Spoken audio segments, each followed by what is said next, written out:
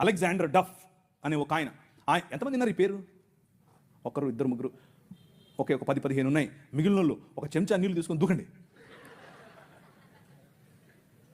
Alexander అంటే పొరపాటు మీద గ్రీకు ఒక ఆయన వచ్చాడు గుర్రం వేసుకుని, ఆయన అనుకుంటారు కాదు, ఈయన వేరే. అలెగ్జాండర్ డఫ్.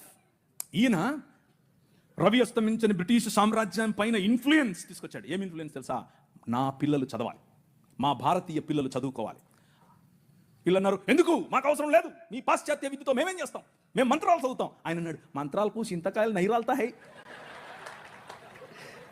అలెగ్జాండర్ డఫ్, నో, చదవాలి, మన పిల్లలు చదవాలి, ఆంగ్ల భాషలో చదవాలి, ప్రతి భాషలో చదవాలి, తెలుగులో చదవాలి, తమిళంలో చదవాలి, బెంగాలీ కావాలి, పుస్తకాల తర్వాత పుస్తకాలు, పుస్తకాల తర్వాత.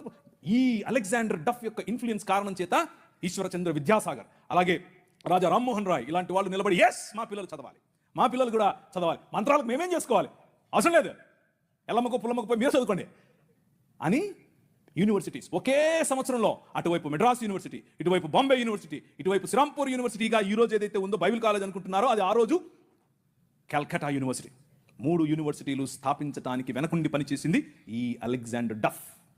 ఈయన ప్రభావం, ఈయన ఇన్ఫ్లుయెన్స్ కారణం చేత మెకాలే అనే ఒక వ్యక్తిని ఈ దేశానికి పంపించారు. పోయి చూసి రాపు బాబు, అసలు చదువు అవసరమా లేదా. ఆయన ఇచ్చినటువంటి నివేదిక, ఎస్, అందరూ చదవాలి.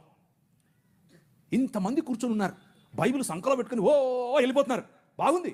కానీ ఏడి ఒక్క అలెగ్జాండర్ డఫ్? మీ ఊరు ఎమ్మెల్యేని ఇన్ఫ్లుయెన్స్ చేసే దమ్ముందా నీ దగ్గర? మీ ఊరు ఎంపీ దగ్గర నిలబడుకొని మాకు ఇది కావాలి అని అడిగే దమ్ముందా నీ దగ్గర? అలెగ్జాండర్ డఫ్ నీ కోసం కొన్ని 100 సంవత్సరాల క్రితం నీ పిల్లల కోసం ఆలోచించాడు. ఎలా కట్టాం ఈ దేశాన్ని తెలుసా? దూరదృష్టి, దూరంచే యుద్ధవాసనను పసిగట్టడం. యోబు గ్రంథంలో రాసినట్టు,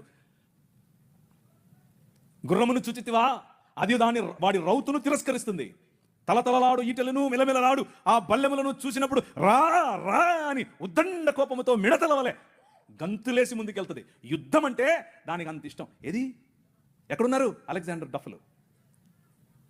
రైజా, ఇంతవరకు పాట పాడారు, లే నిలబడు, లే నిలబడు. ఎప్పుడు నిలబడతావు నువ్వు? నీ చరిత్ర.